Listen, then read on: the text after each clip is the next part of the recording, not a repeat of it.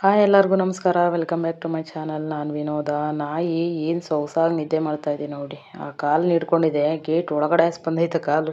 ಮೈ ಮುರಿತಾ ಇದೆ ನೋಡಿ, ಹೆಂಗೆ ಮೈ ಮುರಿಯುತ್ತೆ. ಇನ್ನೇ ನಮ್ಮ ಕಾವ್ಯ ಬರ್ತಾಳೆ, ಅದಕ್ಕೆ ಈಚೆ ಬಂದೆ ಗೇಟ್ ತೆಗೋಣ ಅಂತ. ಅಷ್ಟರಲ್ಲಿ ಅದು ಮಲ್ಕೊಂಡು ಆರಾಮಾಗಿ ನಿದ್ದೆ ಮಾಡ್ತಾಯಿತ್ತು. ನಾನು ಬಂದಿದ್ದಕ್ಕೆ ಎದ್ದೇಳ್ತು. ಈಗ ತಾನೇ ನಮ್ಮ ಕಾವ್ಯ ಬಂದ್ಲು. ಇದು ತುಂಬ ದಿನದ ವಿಡಿಯೋನೇ. ತುಂಬ ದಿನ ಅಂತಂದರೆ ಈ ಮನೆಗೆ ಬಂದು ಸ್ಟಾರ್ಟಿಂಗಲ್ಲಿ ವಿಡಿಯೋ ಮಾಡ್ಕೊಂಡಿದ್ದು. ಅದೇ ವಿಡಿಯೋನೇ ಇವತ್ತು ಕೂಡ ಅಪ್ಲೋಡ್ ಮಾಡ್ತಾ ಇದ್ದೀನಿ. ನಮಸ್ಕಾರ ಎಲ್ರಿಗೂ. ಇವತ್ತು ನಾನು ಸೇವಿಂಗ್ ಟಿಪ್ ಬಗ್ಗೆ ಮಾತಾಡೋಣ ಅಂತ ಅಂದ್ಕೊಂಡಿದ್ದೀನಿ. ಅಂದರೆ ಹಣ ಉಳಿಸೋದ್ರ ಬಗ್ಗೆ ಮಾತಾಡ್ತಾ ಇದ್ದೀನಿ. ಇವತ್ತಿನ ಕಾಲದಲ್ಲಿ ದುಡ್ಡು ಸಂಪಾದಿಸೋದು ಮುಖ್ಯ, ಆದರೆ ಅದಕ್ಕಿಂತ ಮುಖ್ಯ ಅದನ್ನು ಸರಿಯಾಗಿ ಉಳಿಸೋದು ಕೂಡ ಅಷ್ಟೇ ಇಂಪಾರ್ಟೆಂಟ್ ಆಗಿರುತ್ತೆ. ಎಷ್ಟೇ ಸಂಬಳ ಬಂದರೂ ಕೂಡ, ಎಷ್ಟೇ ಪಾಕೆಟ್ ಮನಿ ಸಿಕ್ಕರೂ ಎಲ್ಲನೂ ಖರ್ಚು ಮಾಡಿದ್ರೆ ಭವಿಷ್ಯದಲ್ಲಿ ಕಷ್ಟ ಆಗ್ಬೋದು. ಅಂದರೆ ಮಧ್ಯದಲ್ಲಿ ಏನಕ್ಕಾದ್ರೂ ತೊಂದರೆ ಆಗ್ಬೋದು. ಅದಕ್ಕೆ ಒಂದಷ್ಟು ಸೇವಿಂಗ್ಸ್ ಅಂತ ಮಾಡಿ ಎತ್ತಿಟ್ಟಿರಬೇಕು. ಇನ್ನು ನಾವು ಆ ಸೇವಿಂಗ್ಸ್ಗಳನ್ನು ಮಾಡೋದು ಹೇಗೆ ಅಂತ ನೋಡೋದಾದರೆ, ನಾನಿಲ್ಲಿ ಪೂಜೆ ಮಾಡ್ತಾ ಇದ್ದೀನಿ. ಪೂಜೆ ಮಾಡ್ಕೊಂಡಿನಿ ಸೇವಿಂಗ್ಸ್ ಬಗ್ಗೆ ಮಾತಾಡ್ತಾ ಇದ್ದೀನಿ. ಇನ್ನು ಯಾವ ರೀತಿ ಸೇವಿಂಗ್ಸ್ ಮಾಡೋದು ಅಂತ ನೋಡೋದಾದರೆ, ನಾವು ಸಣ್ಣ ಪುಟ್ಟ ಖರ್ಚು ಮಾಡ್ತಾನೆ ಇರ್ತೀವಿ.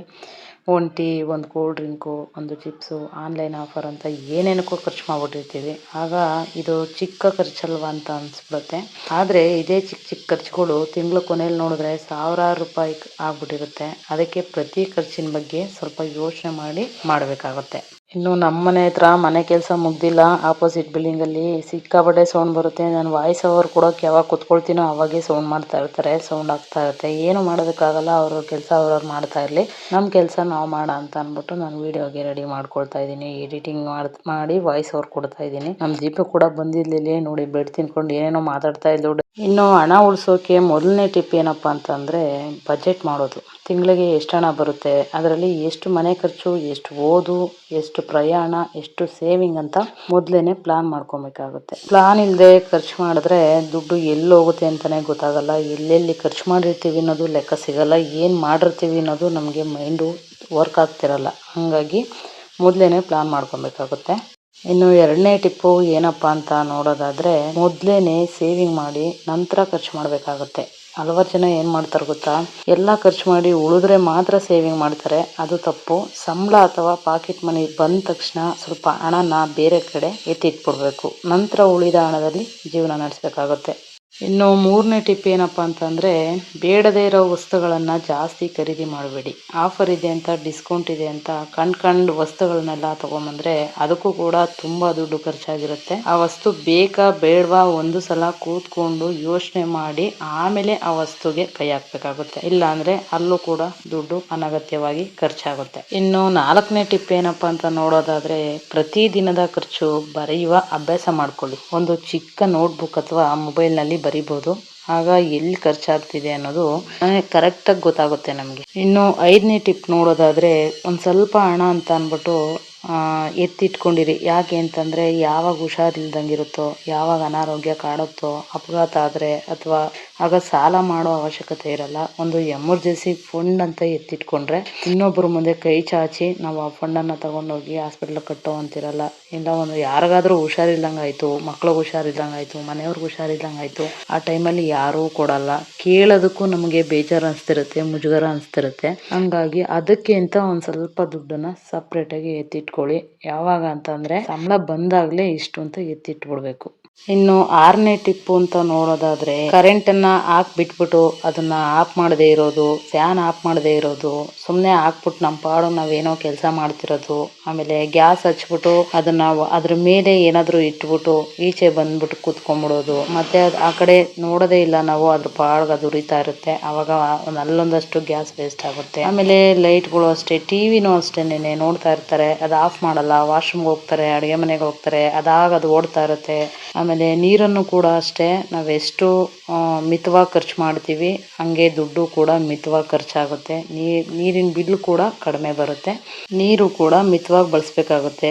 ಅಲ್ಲಿ ಹೋಗ್ತೀವಿ, ನಲ್ಲಿ ಆನ್ ಮಾಡಿ ಬಿಟ್ಬಿಟ್ಟು ಬಂದ್ಬಿಟ್ಟಿರ್ತೀವಿ, ಅದಾಗ ಅದು ನೀರು ತುಂಬ ಹೋಗ್ತಾ ಇರುತ್ತೆ. ಆ ಥರ ಎಲ್ಲ ಮಾಡಬಾರ್ದು. ನೋಡಿಕೊಂಡು ಉಳಿತಾಯ ಮಾಡಬೇಕು. ನೀರು ಅಷ್ಟೇ, ಎಷ್ಟು ಮಿತವಾಗಿ ಖರ್ಚು ಮಾಡ್ತೀವೋ ಅಷ್ಟು ಉಳಿತಾಯ ಆಗುತ್ತೆ. ಇನ್ನು ಇದರಿಂದನೂ ಕೂಡ ಒಂದಷ್ಟು ಸೇವಿಂಗ್ಸ್ ಅಂತ ಮಾಡ್ಬೋದು. ಈ ಥರ ಸಣ್ಣ ಪುಟ್ಟ ವಿಷಯಗಳಲ್ಲಿ ನೋಡಿಕೊಂಡು ಅರಿತುಕೊಂಡು ನಾವು ಮಾಡ್ಕೊಂಡು ಹೋದ್ರೆ ಜೀವನನ, ಇದರಲ್ಲೂ ಕೂಡ ಒಂದಷ್ಟು ಸಣ್ಣ ಪುಟ್ಟ ಸೇವಿಂಗ್ಸನ್ನು ಮಾಡ್ಬೋದು. ಇನ್ನು 7ನೇ ಟಿಪ್ಪು ಅಂತ ನೋಡೋದಾದರೆ, ಕೆಲವರು ಹೋಟ್ಲಲ್ಲಿ ಊಟ ಮಾಡೋಕ್ಕೆ ಇಷ್ಟಪಡ್ತಾರೆ. ಹೋಟ್ಲಲ್ಲಿ ಊಟ ಮಾಡಿದ್ರೆ ಆರೋಗ್ಯ ಕೆಡುತ್ತೆ, ಮತ್ತು ಸೇವಿಂಗ್ಸು ಮಾಡೋಕ್ಕಾಗಲ್ಲ. ಹೋಟ್ಲಿಗೆ ಹೋದರೆ ಸುಮ್ಮನೆ ಆಗುತ್ತಾ? ಒಂದು 4 ಜನ ಇರೋ ಫ್ಯಾಮಿಲಿ ನಾವು ಹೋಟ್ಲಿಗೆ ಹೋಗ್ತೀವಿ ಅಂತ ಅಂದರೆ ಎಷ್ಟು ಬೇಕಾಗ್ಬೋದು ದುಡ್ಡು ಅರ್ಥ ಮಾಡ್ಕೊಂಡು ಯೋಚನೆ ಮಾಡ್ಕೊಳ್ಳಿ ನೀವೇ ಮೈಂಡಲ್ಲಿ. ಅದೇ ದುಡ್ಡನ್ನು ಉಳಿತಾಯ ಮಾಡಬೇಕು ನಾವು ಅಂತಂದರೆ, ಮನೇಲೇ ಒಂದು ಗ್ಲಾಸ್ ಅಕ್ಕಿ ಇಟ್ಕೊಂಡು ಅದಕ್ಕೇನಾದರೂ ತರಕಾರಿ ಪಲ್ಯನೋ ಇಲ್ಲ ಟೊಮೊಟೊ ಗೊಜ್ಜೋ ಏನಾದರೂ ಒಂದು ಹೆಲ್ತಿ ಫುಡ್ಡನ್ನು ನಾವೇ ರೆಡಿ ಮಾಡ್ಕೊಂಬಿಡ್ಬೋದು. ಫ್ರೈಡ್ ರೈಸ್ ಆಗಲಿ, ಏನಾದರೂ ಒಂದು ಸೈಡ್ಸ್ಗೊಂದು ಪಲ್ಯ ಆಗಲಿ, ಮನೇಲೇ ಇನ್ನೂ ಚೆನ್ನಾಗಿ ಮಾಡ್ಕೊಂಡು ತಿನ್ಬೋದು ನಾವು. ಆರೋಗ್ಯನೂ ಕೆಡಲ್ಲ, ದುಡ್ಡು ಕೂಡ ಸೇವಿಂಗ್ ಮಾಡ್ಬೋದು ನಾವು. ಅದರಲ್ಲೂ ಇವಾಗ ಒಳ್ಳೊಳ್ಳೆ ಅಡುಗೆಗಳನ್ನ ಮಾಡಿ ತೋರಿಸ್ತಾ ಇದ್ದಾರೆ ನಮ್ಮ ಯೂಟ್ಯೂಬ್ ಚಾನಲಲ್ಲಿ. ಎಷ್ಟೊಂದು ಜನ ಕುಕ್ಕಿಂಗ್ ಚಾನಲ್ಗಳನ್ನ ಓಪನ್ ಮಾಡಿಕೊಂಡು ಅದರಲ್ಲಿ ವೆರೈಟಿ ಅಡುಗೆಗಳನ್ನ ತೋರಿಸ್ತಾ ಇದ್ದಾರೆ. ಇಲ್ಲೇ ನೋಡಿಕೊಂಡು ಮನೇಲೇ ತಯಾರು ಮಾಡ್ಕೊಬೋದು. ಆರೋಗ್ಯನೂ ಕೆಡಲ್ಲ, ಮಿತವಾಗಿ ಬಳಸ್ಬೋದು. ಎಲ್ಲನೂ ಕೂಡ ಅಷ್ಟೇ, ಒಂದ್ಸಲ ತಂದರೆ 10 ಸಲ ಯೂಸ್ ಮಾಡ್ಬೋದು ಯಾವುದೇ ಒಂದು ಐಟಮ್ ಆಗಲಿ. ಹಂಗಾಗಿ ಎಷ್ಟು ಸೇವಿಂಗ್ಸ್ನ ಇದರಲ್ಲೇ ಮಾಡ್ಕೊಂಬಿಡ್ಬೋದು ನಾವು. ಇನ್ನು 8ನೇದಾಗಿ ನೋಡೋದಾದರೆ, ಉಳಿತಾಯದ ಒಂದು ಗುರಿ ಇಟ್ಕೊಬೇಕಾಗುತ್ತೆ ನೀವು. ಉದಾಹರಣೆಗೆ ಹೇಳೋದಾದರೆ, ಹೊಸ ಮೊಬೈಲು, ಲ್ಯಾಪ್ಟಾಪು, ಕಾಲೇಜ್ ಫೀಸು ಅಥವಾ ಒಂದು ಟ್ರಿಪ್ ಇರಲಿ, ಗುರಿ ಇದ್ದರೆ ಸೇವಿಂಗ್ ಮಾಡೋದು ಕೂಡ ಅತೀ ಸುಲಭವಾಗಿ ಸೇವಿಂಗ್ ಮಾಡ್ಕೊಳ್ಬೋದು. ಒಂದು ಪ್ಲಾನ್ ಇಟ್ಕೊಂಬಿಡ್ಬೇಕು. 9ನೇದಾಗಿ ನೋಡೋದಾದರೆ, ಸಾಲ ಮಾಡೋದನ್ನು ಸಾಧ್ಯವಾದಷ್ಟು ತಪ್ಪಿಸ್ಬೇಕಾಗತ್ತೆ. ಸಾಲ ಮಾಡಿದ್ರೆ ಬಡ್ಡಿ ಕೊಡಬೇಕಾಗುತ್ತೆ. ಅದಕ್ಕಿಂತ ಮೊದಲು ಸ್ವಲ್ಪ ಉಳಿಸುವ ಅಭ್ಯಾಸ ಬೆಳೆಸ್ಕೊಂಡ್ರೆ ಆ ಸಾಲನೂ ಮಾಡೋಂಗಿರಲ್ಲ, ಬಡ್ಡಿನೂ ಕಟ್ಟಂಗಿರಲ್ಲ. ಒಂದು ಸಲ 1,000 ರೂಪಾಯಿ ಸಾಲ ತೊಗೊಂಡಿದ್ದೀವಿ ಅಂದರೆ ಅದಕ್ಕೆ ಬಡ್ಡಿ ಎಷ್ಟಿರುತ್ತೆ? 2% ಆಗಲಿ, ಈಗ ಗೌರ್ಮೆಂಟೇ ಬಿಟ್ಟಿದೆ 2% ಬಡ್ಡಿ. 2% ಬಡ್ಡಿನೇ ಆಗಲಿ ಎಷ್ಟಿರುತ್ತೆ ಅಲ್ವಾ? ಅಕಸ್ಮಾತ್ ನೀವು ಏನಾದರೂ ದೊಡ್ಡ ಜಾಬಲ್ಲಿದ್ದು ಅದರಿಂದ ಲೋನ್ ಕೊಡ್ತಾರೆ, ಅದರಿಂದ ತಗೋಬೋದು. ಇದರಿಂದ ಏನು ಲಾಸ್ ಇಲ್ಲ ಅನ್ನೋದಾದರೆ ಅದರಿಂದ ನೀವು ಖರ್ಚು ಮಾಡ್ಬೋದು. ಅಕಸ್ಮಾತ್ ಲೋನು ಗೀನು ಎಂಥದ್ದು ಇಲ್ಲ, ಒಬ್ಬ ಮನುಷ್ಯನ ಹತ್ರ ನೀವು ಸಾಲ ತಗೊಳ್ತೀವಿ ಅಂತ ಅಂದರೆ ಅದಕ್ಕೆ ಬಡ್ಡಿ ಎಷ್ಟು ಕೇಳ್ತಾರೆ ಅವರು? 5%, 10%, 3%, 10% ತಗೊಂಡಿದ್ದು ಬಡ್ಡಿ ನಾನು ನನ್ನ ಕಣ್ಣಾರೆ ನೋಡಿದ್ದೀನಿ. ಆ ಬಡ್ಡಿ ಕಟ್ಟೋ ಬದಲು ಒಂದು 2% ಇದ್ದರೆ ಓಕೆ. 10% ಅಂತಂದರೆ ನಾವು ದುಡಿಯೋ ದುಡ್ಡೆಲ್ಲ ಆ ಬಡ್ಡಿಗೆ ಹೋಗ್ಬಿಡುತ್ತೆ. ಹಂಗಾಗಿ ಆದಷ್ಟು ಅವಾಯ್ಡ್ ಮಾಡಿದ್ರೆ ಸಾಲ ಮಾಡೋದು, ಅದಕ್ಕೆ ಬಡ್ಡಿನೂ ಉಳಿಯುತ್ತೆ, ಅಸಲು ಉಳ್ಕೊಳ್ಳುತ್ತೆ. ಅದಕ್ಕೆ ಒಂದಷ್ಟು ಸೇವಿಂಗ್ಸ್ ಅಂತ ಮಾಡಿ ಕೂಡಿಟ್ಕೊಂಡಿದ್ರೆ ಸಾಲ ಮಾಡೋ ಅವಶ್ಯಕತೆನೂ ಇರಲ್ಲ, ಬಡ್ಡಿ ಕಟ್ಟೋ ಅವಶ್ಯಕತೆನೂ ಇರಲ್ಲ ಅಲ್ವಾ? ದುಡ್ಡಿನ ಬೆಲೆ ಆದಷ್ಟು ಅರ್ಥ ಮಾಡ್ಕೊಳ್ಬೇಕು. ಯಾಕಂದರೆ ದುಡ್ಡಿನ ಬೆಲೆ ಯಾರಿಗೆ ಅರ್ಥ ಆಗಿರಲ್ಲ ಅವ್ರಿಗೂ ಕೂಡ ಅರ್ಥ ಮಾಡಿಸಿ. 10 ರೂಪಾಯಿ 50 ರೂಪಾಯಿ ಆಗ್ಬೋದು, 50 ರೂಪಾಯಿ 100 ರೂಪಾಯಿ ಆಗ್ಬೋದು, 100 ರೂಪಾಯಿ 200 ರೂಪಾಯಿ ಆಗ್ಬೋದು, 200 ರೂಪಾಯಿ 1,000 ರೂಪಾಯಿ ಆಗ್ಬೋದು. ಈ ಥರ ಉಳಿಸ್ತಾ ಹೋದರೆ ಒಂದಲ್ಲ ಒಂದಿನ ದೊಡ್ಡ ಅಮೌಂಟು ನಮಗೆ ಕೈ ಸಿಗುತ್ತೆ. ಇನ್ನು ಓದ್ತಾ ಇರೋ ಮಕ್ಳಿಗೂ ಹೇಳೋದೇನಪ್ಪ ಅಂತಂದರೆ, ಯಾರಾದರೂ ನೆಂಟರು ಬಂದಾಗ ಅವರು ಖರ್ಚಿಗೆ ಇಟ್ಕೊಂತ ಕೊಟ್ಟೋಗ್ತಾರೆ ಅಮೌಂಟನ್ನು, ಅದನ್ನು ತಗೊಂಡೋಗಿ ಅಂಗಡಿ ಖರ್ಚು ಮಾಡೋದು, ಇಲ್ಲ ಸಲ್ಲದೆಲ್ಲ ತೊಗೊಂಬಿಡೋದು.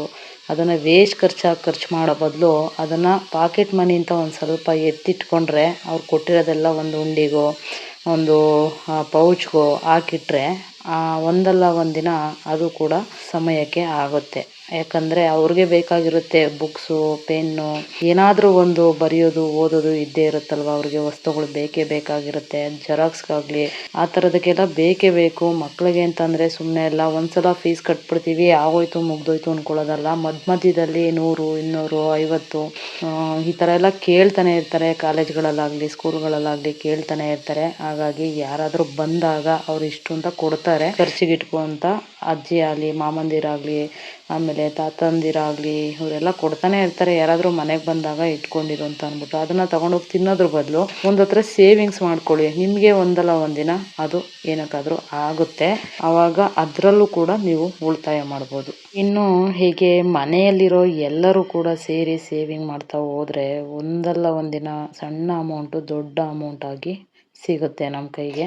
ಅಂದರೆ ಒಬ್ಬರು ಸೇವಿಂಗ್ ಮಾಡೋದು ಇನ್ನೊಬ್ಬರು ಬಿಡೋದಲ್ಲ. ಇನ್ನೊಬ್ಬರು ಹೆಂಗೆ ಬೇಕೋ ಹಂಗೆ ಖರ್ಚು ಮಾಡಿದ್ರೆ ಸೇವಿಂಗ್ ಆಗಲ್ಲ. ಮನೆಯಲ್ಲಿ ಎಲ್ಲರೂ ಕೂಡ ಒಂದೇ ಕೈಯಲ್ಲಿ ಒಂದೇ ಮನಸ್ಸಲ್ಲಿ ಇರಬೇಕು. ಮಕ್ಳಿಗೂ ಕೂಡ ಹೇಳ್ಕೊಡ್ಬೇಕು. ಯಾಕಂದರೆ ಮುಂದೆ ಅವರು ಜವಾಬ್ದಾರಿ ತಗೊಳ್ಳೋ ಮಕ್ಕಳಾಗಿರ್ತಾರೆ. ಹಂಗಾಗಿ ಅವ್ರಿಗೂ ಕೂಡ ಹೇಳ್ಕೊಟ್ಕೊಂಡು ಸೇವಿಂಗ್ಸ್ ಮಾಡೋದನ್ನು ನಾವು ಕೂಡ ಸೇವ್ ಮಾಡ್ತಾ ಹೋದರೆ ಒಂದಷ್ಟು ದುಡ್ಡನ್ನು ಲಾಸ್ಟಲ್ಲಿ ನಾವು ಒಂದಷ್ಟು ಸೇವಿಂಗ್ಸನ್ನು ನೋಡ್ಬೋದು. ಆಮೇಲೆ ಅವರು ಕೂಡ ದೊಡ್ಡವರಾದ್ಮೇಲೆ ಸೇವಿಂಗ್ಸ್ ಮಾಡಬೇಕು ನಾವು ಅನ್ನೋದು ಅವ್ರ ಮೈಂಡ್ಗೂ ಬರುತ್ತೆ, ಅವ್ರ ಮನಸ್ಸಲ್ಲಿ ಬರುತ್ತೆ.